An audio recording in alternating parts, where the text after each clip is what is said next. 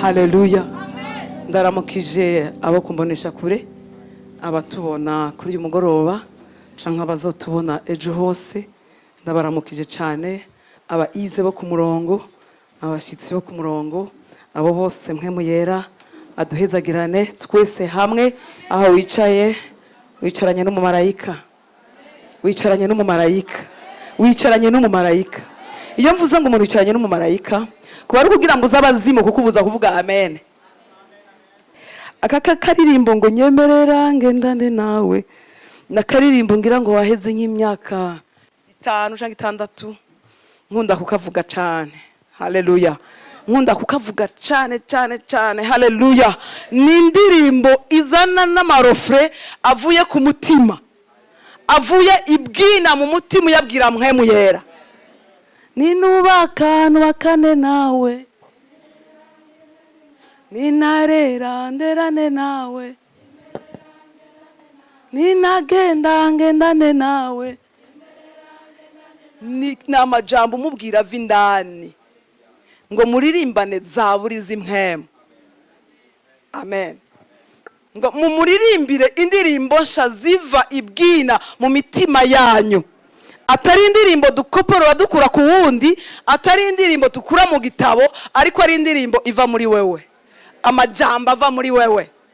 Tumukomera amashi mpemu yera. Ndaramukije kandi na mpemu yera ari hano. Mpemu yera ari hano hagati yacu, aho babiri cyangwa batatu bakoraniye. Mpemu yera aba yahashitse, ari hano kuri uyu mugoroba. Ari nubwo utamubona ari hano, ntibisaba kumukorako, ntibigusaba kumukorako, ntibigusaba kumubona, ariko ari ngaha nyene. Ari hano, ari hano, ari hano, ari hano, ari hano cyane. Turamuramukije mpemu yera, tumuyikaze muri ano materaniro, kuko iyo hari mpemu yera ijuru riruguruka neza. Amen. Hari ubumuga bwo mu bigumbagumba, uzi gutuma umuntu atigera nezerwa. Aborewe ntanezerwa.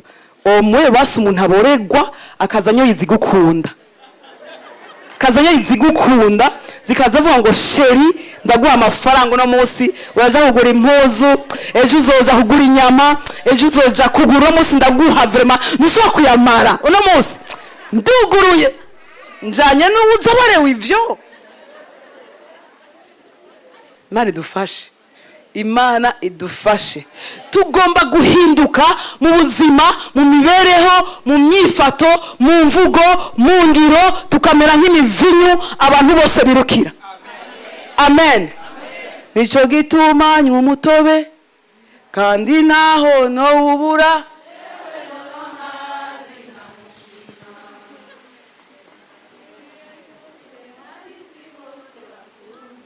Wandutiye vyose.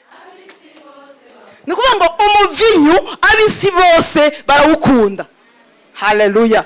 Tugomba kuba abantu baryoshe, abo mu nzu y'Imana n'abisi bose n'abo mu nzu zo muhira bakunda. Bagize gute? Bakunda bakumva bararyohewe. Uwo ni mwe mu Imana bikora.